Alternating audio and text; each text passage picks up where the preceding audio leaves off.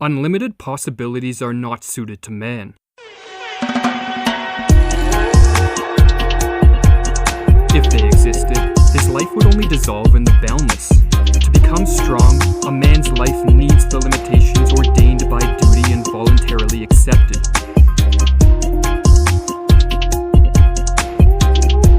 The individual attains significance as a free spirit only by surrounding himself with these limitations and by determining for himself what his duty is.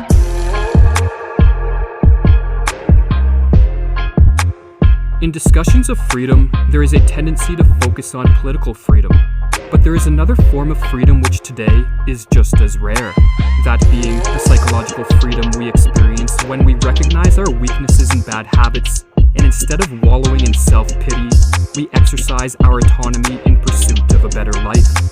This form of freedom is all too absent today.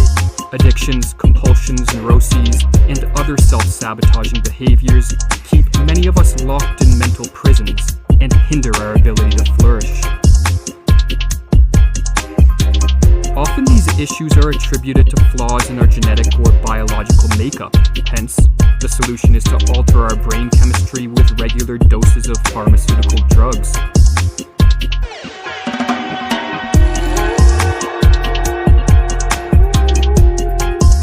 But not all agree that a change in our biological makeup is the only, or even the best way, to escape from our faulty ways of being.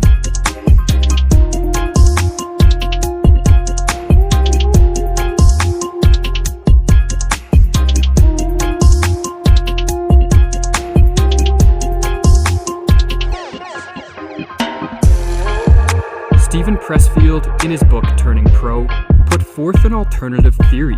He argues that many of us will only find a cure to what ails us if we can regain control of our life and begin moving in a direction which permits us to enjoy the life-affirming experience associated with personal growth.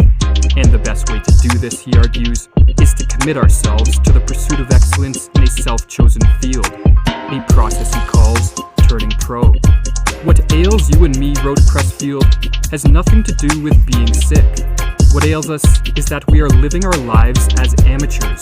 The solution is that we turn pro.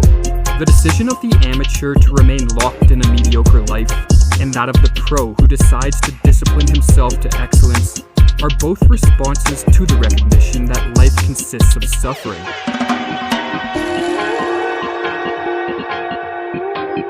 Yet while the amateur seeks relief from the pain of life primarily through the numbing effects of addictions and the pursuit of pleasures, the pro strives to rise above his suffering through what Pressfield calls labor and love.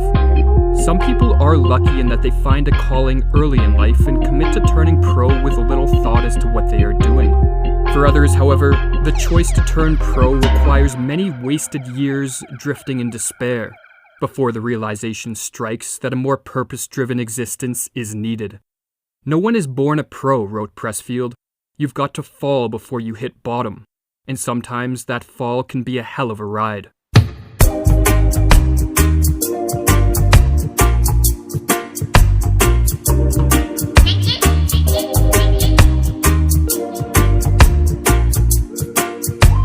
If we decide to turn pro, we need to recognize that it is not a part-time endeavor. It requires daily sessions of what psychologists call deliberate practice, in which we own our craft through persistence and focus. Our vocation or calling must become a top priority. In place of the hours we previously devoted to pleasurable distractions, we must devote this time to cultivating the habits and skills needed to excel in our work. Turning pro, in whatever field we choose, involves placing ourselves in self-imposed chains of discipline. For paradoxically, this is the path to psychological freedom.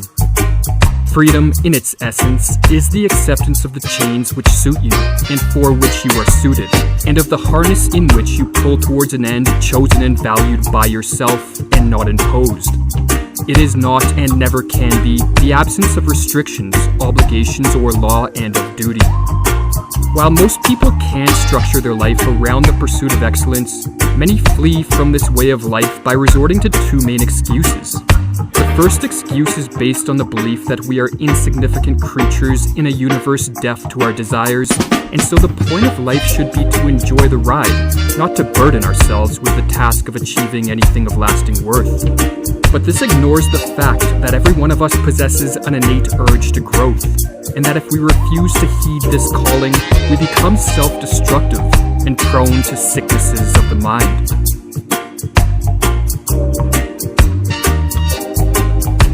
Or as the psychologist James Hillman wrote, present in body and absent in spirit, he lies back on the couch, shamed by his own potentials in his soul that will not be subdued.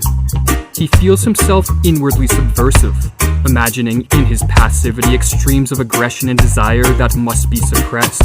Solution: more work, more money, more drink, more weight, more things, more infotainment.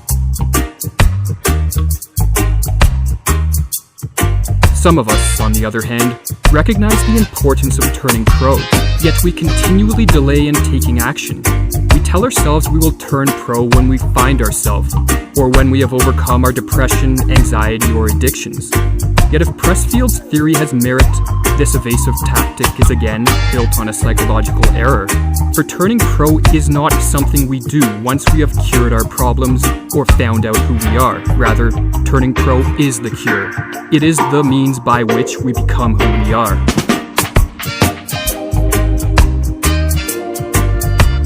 What we get when we turn pro is we find our power. We find our will and our voice, and we find our self-respect. We become who we always were, but had, until then, been afraid to embrace and to live out.